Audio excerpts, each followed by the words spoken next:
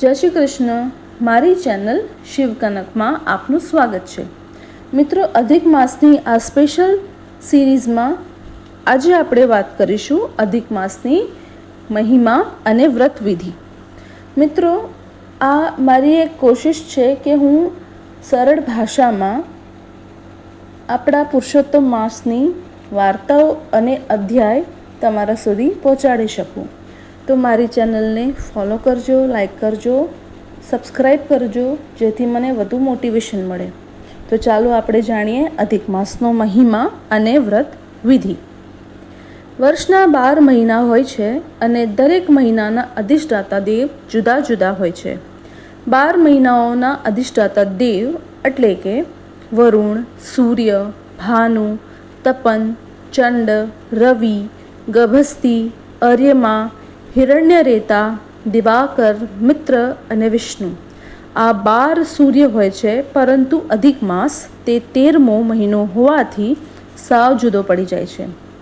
એટલા માટે જ અધિક માસને કેટલાક મળમાસ પણ કહે છે. તેથી તેનો કોઈ અધિષ્ઠાતા દેવ નથી. આ અધિક માસ 32 મહિના, 16 દિવસ અને 4 ઘડીના અંતરે આવ્યા કરે છે. આ મહિનામાં સૂર્ય સંક્રાંતિ થતી નથી. તેથી અધિક માસ શુભ કાર્યમાં વર્જિત ગણાય છે. લોકોની ઉપેક્ષા અને મળમાસ જેવા હલકા સંબોધનોથી અધિક માસને અપાર દુઃખ લાગે છે. તે મનમાં ને મનમાં દુભાવા લાગે છે. છેવટે તેને ઉપાય સૂઝ્યો અને તે ભગવાન શ્રી કૃષ્ણના શરણે ગયો. ભગવાને અધિક માસની આપવીતી સાંભળી અને તેને પોતાના શરણે લીધો. એટલું જ નહીં, પણ ભગવાને તેને વરદાન આપ્યું કે તું મારા શરણે આવેલો છે, તું મારો ભક્ત છે. હવેથી તારી કોઈ નિંદા કરશે નહીં. તારા સમયમાં જે કોઈ પુણ્યદાન કરશે તેને સૌથી અધિક ફળ પ્રાપ્ત થશે. હવેથી તું જગતમાં પુરુષોત્તમ માસના પવિત્ર નામથી પ્રસિદ્ધ થઈશ. આ પ્રમાણે ભગવાનનું શરણ સ્વીકારવાથી ભગવાને તેને પોતાનું બરાબર્યું એટલે કે પુરુષોત્તમ નામ આપ્યું અને તેઓ તેના અધિષ્ઠાતા દેવ પણ બન્યા. તે પછી તેનું જ્યાં અપમાન થતું ત્યાં સન્માન થવા લાગ્યો.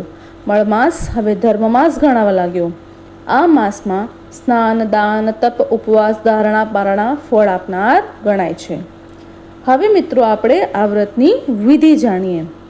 તો આપણે આ વ્રત કરનારે સવારે નદી, તળાવ કે સમુદ્ર કાંઠે જઈ પવિત્ર જળમાં સ્નાન કરવું અને ભગવાન સૂર્યનારાયણને અંજલિ આપવી, પત્ર, પુષ્પ, ધૂપ, દીપ અર્પણ કરવા અને કથા વાર્તા સાંભળવી, વિવિધ પ્રકારના અન્નનું નિત્યદાન કરવું, ઘી, ઘઉં અને ગોળના પુડલા કાંસાના પાત્રમાં ભરી ભગવાન સૂર્યનારાયણને નૈવેદ્ય ધરાવવું.